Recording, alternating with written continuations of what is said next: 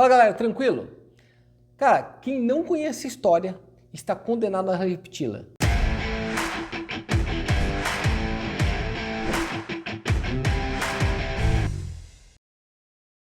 Na verdade, eu vou te contar uma história hoje de como que o Japão entrou em colapso financeiro simplesmente por soprar uma gigantesca de uma bolha, e isto vai se repetir no futuro bem próximo. Eu acredito que você vai ter um insight gigantesco de como a economia anda e conseguir utilizar isso para ganhar dinheiro a partir de agora. Quer ver? Segue a história aí. O Japão era um país praticamente medieval até a Segunda Guerra Mundial. Ali as coisas começam a mudar, começa a ascensão do Japão. Investimento em educação, investimento industrial. O Japão vira um polo industrial. E isto muda tudo. Ele se transforma na segunda economia do mundo em 40 anos. E o mais louco de tudo, já com perspectivas e previsões de que o século XXI ele entraria com uma maior economia do mundo. E não era de se assustar que acontecesse algo parecido, porque o crescimento era vertiginoso. Por que o Japão não passou os Estados Unidos? Em 1990, a gente começa uma recessão no Japão e o estouro de uma gigantesca de uma bolha, talvez uma das maiores bolhas que a gente já viu até hoje. Mas por que ocorreu tudo isso?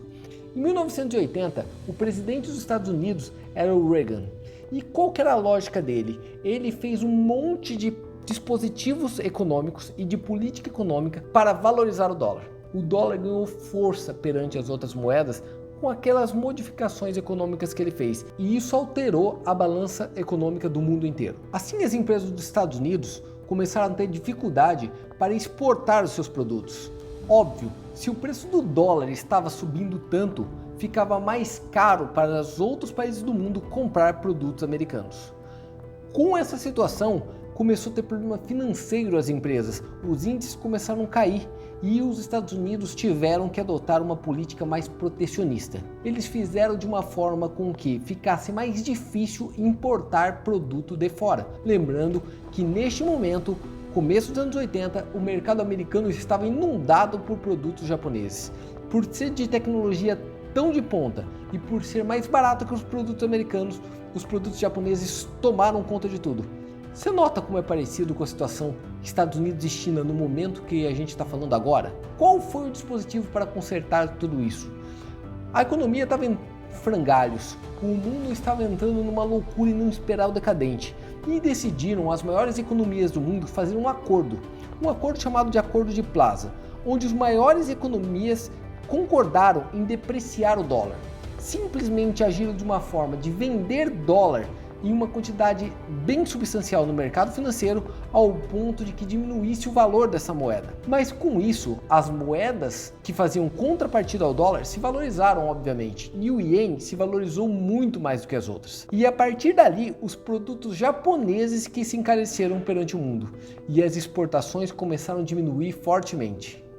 Agora, o Banco Central do Japão também teve que tomar uma decisão. Com a diminuição das exportações, que era o grande fluxo de dinheiro para o Japão, os empregos também ficaram em risco. Assim, o Banco Central japonês começou a estimular a economia, diminuindo o custo do crédito e facilitando a aquisição de crédito pelas pessoas, baixando a taxa de juros e, em consequência, fazendo isso por anos e anos. Outra coisa que ajudou bastante nessa confusão total foi os baixos impostos na posse de imóvel no Japão. Não era tão caro você manter um imóvel no Japão, porém era caríssimo para você fazer a transação de venda. Assim, a maioria dos proprietários de imóveis não faziam a transação, eles não vendiam, não comercializavam e ficavam com ele na mão esperando uma valorização futura. Isto fez com que diminuísse demais o estoque de imóveis disponíveis naquele país. Ainda existia uma euforia e uma esperança gigantesca de que o Japão sim se tornaria a maior economia do mundo. E muitas empresas foram comprar imóveis em Tóquio, criando uma bolha gigantesca. O estoque de imóveis estava curto pela questão dos impostos e ainda tinha muita demanda porque as empresas estavam correndo para lá. O valor do mercado imobiliário no Japão chegou a 4 vezes o valor de todo o mercado imobiliário dos Estados Unidos, mesmo tendo um território muito menor e uma população muito menor. A bolsa também foi nessa e chegou a representar 40% da capitalização total do mundo, 40% de todo o dinheiro que circulava no mundo em mercado financeiro.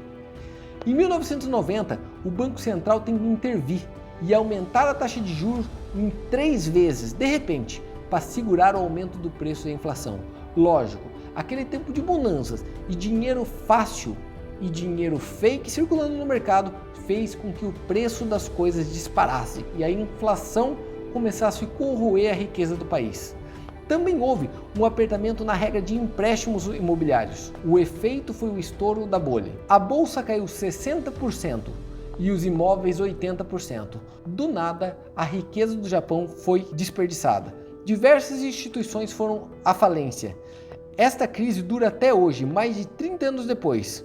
Mas o que isso tem a ver com a gente hoje? A gente vive uma coisa muito parecida. Se você pensar que os Estados Unidos injetaram pós-crise subprime junto com a Europa e os países desenvolvidos desde 2008 até agora trilhões e trilhões de dólares para tentar mascarar uma crise do sistema bancário vindo também do mercado imobiliário e que isso aumentou o endividamento público a níveis recordes assustadores, é de se esperar que algo parecido aconteça com o que ocorreu no Japão. Para ajudar, a gente teve uma diminuição muito severa na taxa de juros, fazendo com que a maioria dos países praticassem taxa de juros próxima a zero. O mercado imobiliário, com isso, se transformou em extremamente aquecido, mesmo durante um momento sério como a gente vive hoje. Novos estímulos foram feitos por conta do Covid que começa a alastrar em 2020. Só nos Estados Unidos, em um ano, colocaram em estímulos fiscais 4 trilhões de dólares no mercado. Ativos recordes, fazendo com que o dinheiro esteja barato no mundo inteiro, fazendo os ativos dispararem. Você viu como é? Se você olha o que ocorreu no passado em um país, você consegue já imaginar o que vai acontecer nos outros. Lembrando que na crise de 2008 do subprime, que quase levou a economia mundial para o buraco, tinha dispositivos para corrigir. Quais? Abaixar a taxa de juros, porque ela ainda era alta, tinha como fazer o quantitative easing, imprimir mais dinheiro e jogar dentro do mercado, só que neste momento estamos com uma taxa de juros próxima de zero. O governo continua jogando dinheiro a rodo no mercado, os imóveis continuam subindo de preço, porque está barato para a pessoa comprar um imóvel e financiar para longo prazo. Mas a pergunta que vem é, quando esses imóveis eles descobrirem que ele não tem esse valor que pensam ter, pense que o imóvel vira a garantia do banco, o que quer dizer que dentro do estoque de ativos do banco está o próprio imóvel. Quando o imóvel perde 50% do seu valor, os bancos perdem 50% dos seus ativos. E isto cria um efeito em cadeia que leva para o mercado financeiro. Então prepare-se, porque se no Japão ficou uma recessão de praticamente 30 anos e até hoje o Japão trabalha com uma taxa de juros de menos 0,10, um juro de menos 0,10, um juro negativo, imagina o que pode acontecer com a economia mundial a partir de agora.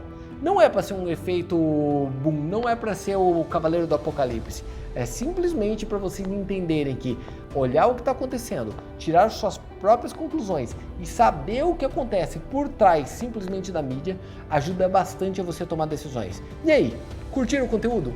Se gostaram, comentem aí, podem pedir outros conteúdos que vocês queiram que eu comente aqui dentro. E por favor, segue o canal, clica no sininho que a gente vai colocar cada vez mais conteúdo desse tipo. Valeu, abraço, até mais, fui!